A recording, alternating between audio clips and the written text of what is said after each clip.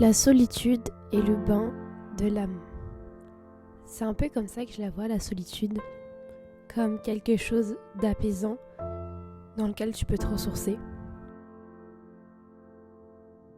J'ai moi-même longtemps cultivé l'image de la solitude comme quelque chose d'honteux et qu'il fallait fuir, alors qu'en réalité, avoir le courage de faire les choses seul, c'est ouvrir une porte de possibilités immenses. Et je pense que c'est aussi dans ce courage que se renferme la liberté, celle de pouvoir faire ce que tu veux, quand tu veux. Mais ce qui nous freine dans cette liberté, c'est sûrement la peur du regard des autres, la peur d'être jugé ou d'être considéré comme misérable, de faire les choses seul et pas accompagné. Sincèrement, j'ai jamais fait autant de choses seule que ces derniers mois et j'ai découvert que apprécier à passer du temps seul peut vraiment améliorer notre santé mentale et notre bien-être. Je me suis dit, Jade, en fait là il faut que tu prennes le taureau par les cordes et que tu ailles en date seule. Déjà on va aller voir un film que je veux trop voir. Deuxièmement, on verra où le vent nous emmène. En fait là le but de cette vidéo c'est de vous montrer, il y a beaucoup de personnes qui s'empêchent de vivre dans la vie parce qu'ils ont peur de faire des choses seuls, ils ont peur du regard des gens et du coup ils ne font rien s'il n'y a personne pour le faire avec eux. Donc moi ce que je veux vous montrer dans cette vidéo c'est qu'on a besoin de personne pour aller en date, on a besoin de personne pour faire quoi que ce soit dans la vie à part soi-même. J'ai jamais fait de date, vraiment de vraies dates, parce que pour faire un date il faut d'abord créer une connexion avec un homme. Et je suis désolée mais les hommes...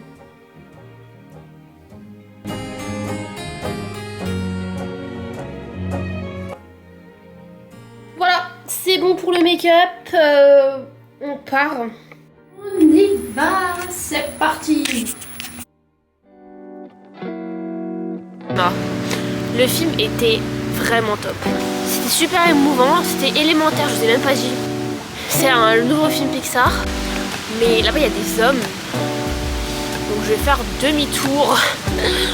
Après on se dédonne pourquoi je fais des dates seules. Mais vous me faites peur en fait. Bon, on va faire un petit tour. C'était bien. Et je pense que le date va s'arrêter là pour aujourd'hui.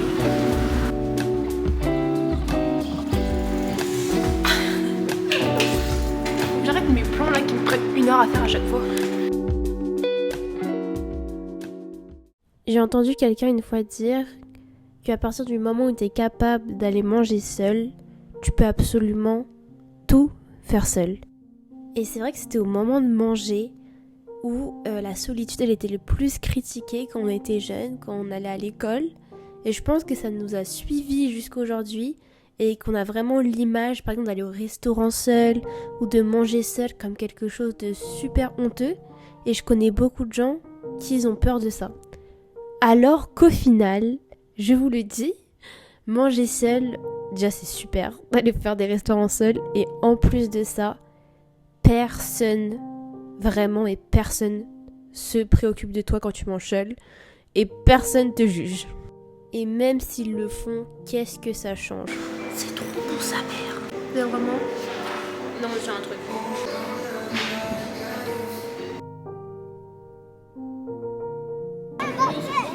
C'est trop beau. Alors c'est trop beau. Regardez.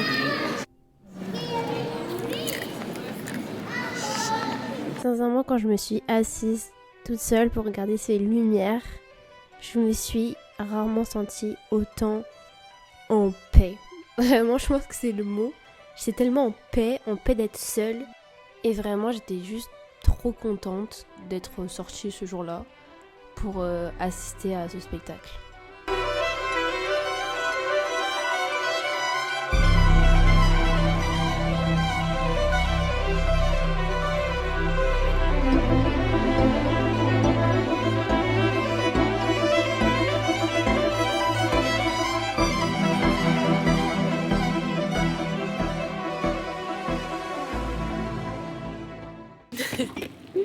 Attendez, je sais pas si vous m'entendez.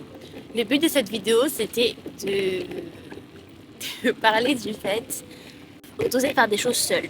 Mais j'ai l'impression que oser faire des choses seule, c'est quand même vachement lié à rencontrer des gens. Genre, faut pas prôner la solitude comme quelque chose d'essentiel. Et comme il faut rester seul. C'est pas du tout ça l'objectif de la vidéo. J'étais assise en train de regarder Regalia quand j'ai rencontré des gens qui viennent de là où je suis et qui font justement ce que je fais. Déjà, coïncidence folle. Et plus je fais cette vidéo, plus je me rends compte de quelque chose d'essentiel.